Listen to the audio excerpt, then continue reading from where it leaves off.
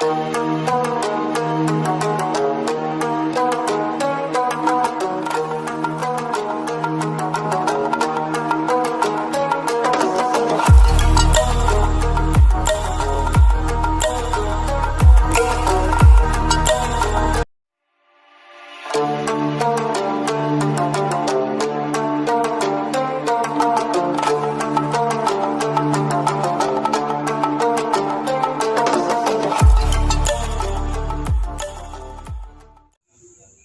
bro, kembali lagi bersama gua si tukang ojek Bosi Y di channel Dongeng Politik.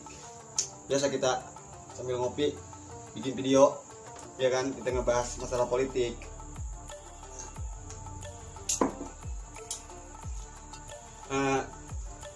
Kemarin kita sama-sama menyaksikan ya pertemuan antara Pak Jokowi dan Pak Prabowo. Ntar gua bahas itu belakangan dah. Kan kemarin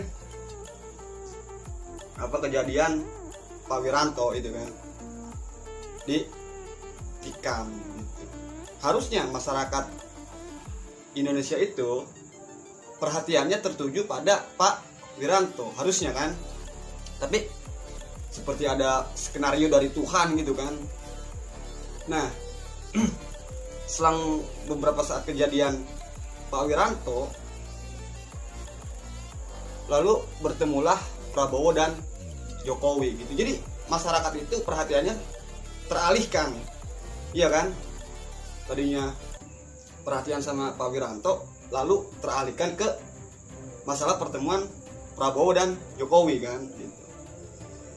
Nah di dalam masalah Pak Wiranto itu, iya kan, kenapa orang nggak respect gitu kan, nggak peduli gitu? Karena di dalam kejadian Pak Wiranto, bukan hanya Pak Wiranto sebagai korban gitu, tapi ada korban di luar itu, ada korban politik gitu kan. Korban politiknya apa ya, kita kan sama-sama tahu, sama-sama lihat ya, 3 anggota TNI diberhentikan gitu kan. Kita ke situ aja udah ngelihatnya gitu. Maksud gua, diberhentikan gara-gara kekonyolan sang istrinya kan. Mungkin dia nggak tahu gitu kan undang-undang TNI kan gitu. Tapi karena itu akhirnya publik tidak menaruh simpati pada Pak Wiranto. Itu satu. Kedua, seharusnya di mana publik menaruh simpati itu kan, terjadilah tanpa skenario gitu kan, tiba-tiba Pak Prabowo bertemu Pak Jokowi. Nah, ini yang mesti dibahas gitu kan, pertemuan masalah ini gitu. Gue nggak tahu gitu kan, gue sendiri ya, mungkin semua lu pada orang-orang gitu kan yang tertarik pada politik nggak ngerti gitu kan tujuan Pak Prabowo apa kan gitu.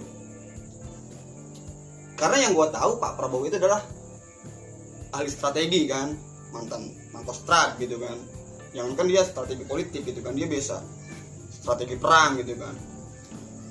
Nah, kita kan semua orang bertanya-tanya gitu, tujuan Pak Prabowo apa gitu kan, berkoalisi gitu kan dengan Pak Jokowi gitu. Mungkin ya kalau menurut cara pikir gue gitu kan, analisa gue, mungkin Pak Prabowo akan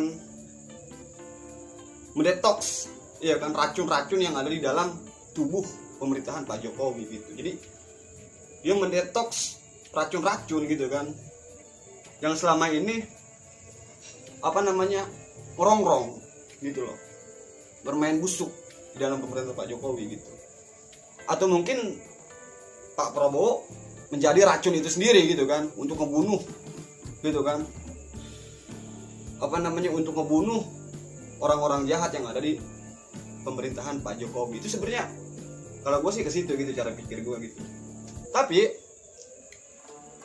di belakang itu gitu loh, di belakang itu tetap kita harus melihat pendukung Prabowo. Karena kan selama ini pendukung Prabowo ya kan, atau pendukung 02 itu inginnya Gerindra itu tetap menjadi oposisi gitu. Inginnya kan pendukung 02 itu inginnya Prabowo dan Gerindra itu inginnya jadi oposisi gitu. Itu kan semangatnya 02 kan, tetap gitu. ngopi dulu bentar. Kan kita melihat mungkin di dalam kemanusiaan gitu ya, kita kemarin melihat Pak Prabowo menjenguk Pak Wiranto, itu kan hal yang biasa ya sebagai manusia kita. Tapi di dalam politik, di dalam persaingan politik, iya kan, pertarungan politik, kan kita sama-sama tahu antara Pak Wiranto dan Pak Prabowo itu memang selalu menjadi musuh gitu. Musuh bukan musuh ini ya, musuh berpolitik, maksudnya lawan politik kan. Itu udah tahu. Terus sekarang yang apa namanya ingin gua lihat gitu kan, mungkin lu tertarik kan, kemana arah pendukung 02 gitu. Karena Gerindra tadi gua baca di berita gitu kan, itu hampir 90% Gerindra udah pasti masuk ke koalisi gitu. Nah, si pendukung Prabowo ini kan sekarang kan, pendukung 02 ini itu ibarat apa namanya ya, ibarat buntut cicak. Lo tau gak sih buntut cicak lepas dari badan cicak gitu kan. Kalau buntut cicak lepas itu kan kemana aja tuh, olel gitu kan, gitu untuk arah gitu kan. Nah, jadi gue ngebayangin kira-kira ini pendukung Prabowo itu nyari kepala apa gitu loh, nyari pemimpin yang mana gitu untuk menyampaikan aspirasi oposisinya ke pemerintah gitu. Nah, ya mungkin ada, menurut gue ya, ada beberapa opsi gitu kan untuk pelabuhan daripada pendukung 02 gitu. Opsi pertama udah pasti dia ke PKS, dia ngedukung PKS gitu kan. Nah, untuk menyampaikan aspirasi oposisinya itu ke pemerintah gitu.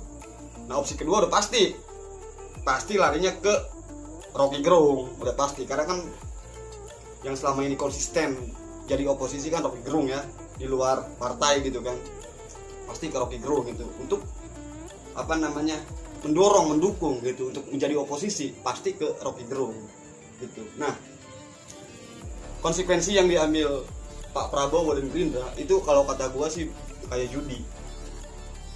Iya, kayak judi gitu kalau menurut gua. Karena kan kita ngelihat, iya kan, ini sih gua ya, pemerintahan Pak Jokowi dianggap, ya kita anggap aja misalkan brutal gitu ya, brutal gagal itu kalau menurut gua. Gagal brutal dalam arti kan apa, banyaknya kematian ya kan di dalam demokrasi kita, terus harga-harga yang semakin tidak terjangkau ya. Air awal tahun aja kan udah ngeliat kan di berita kan, naik BPJS naik gitu kan, terus tol naik gitu. Itu gua anggap sebagai kebrutalan gitu di dalam pemerintahan Pak Jokowi. Nah, sekarang kan masuklah Gerindra gitu kan untuk memperbaiki masalah itu gitu loh, untuk memperbaiki masalah ekonomi, iya kan, masalah politik, demokrasi gitu kan, harga-harga gitu. Tapi kalau gagal, iya kan, Pak Prabowo misalnya masuk koalisi terus gagal, iya kan, ya gua sih tetap ya berbaik sangka gitu kan, mendukung, ya mudah-mudahan lebih baik gitu kan ke depan gitu. Tapi kalau seandainya Gerindra dan Prabowo masuk koalisi terus gagal, iya kan, memberi masukan ke Jokowi CS untuk memperbaiki masalah ya ekonomi lah dan semuanya gitu, itu tidak menutup kemungkinan nanti pendukung Prabowo malah beroposisi, malah menjadi oposisi ke Prabowo sendiri gitu. Nah, efeknya nanti pemilihan tahun depan mungkin kan, itu Gerindra akan kehilangan banyak pendukungnya kalau menurut gua gitu. Jadi ya kalau menurut gue sih pasti sekarang pendukung 02 kalau dia ingin tetap beroposisi pasti dia nyari kepalanya ya, kalau nggak PKS Rocky Gerung, udah nggak ada lagi gitu kan, ke situ larinya gitu. Ya kalau gue sih ya positif gitu ya, mudah-mudahan masuknya Prabowo ya lebih baik gitu kan dalam ekonomi gitu kan, jangan sampai seperti kemarin gitu kan gitu bro. Jadi ini pendapat gue gitu kan, ini cara pandang gue, ini analisa gue gitu kan tentang apa sih namanya tokoh-tokoh politik gitu yang menurut gue sih ya apa namanya ya, lucu gitu loh ya, lucu aja, kita lihat aja gitu ke depan gitu kan, kita lihat ke depannya bagaimana gitu kan. Tapi yang pasti gue akan tetap apa namanya ngebacot ya kan, menyampaikan aspirasi politik gue melalui channel YouTube gue ini gitu.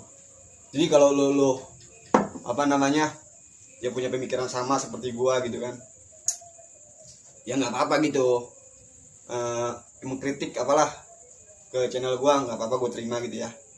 Tapi yang penting gue bikin video ini tanpa disuruh siapapun, ini keinginan gue, kemauan gue gitu, karena gue emang tertarik dengan politik gitu, karena konten gue itu semuanya tentang masalah politik.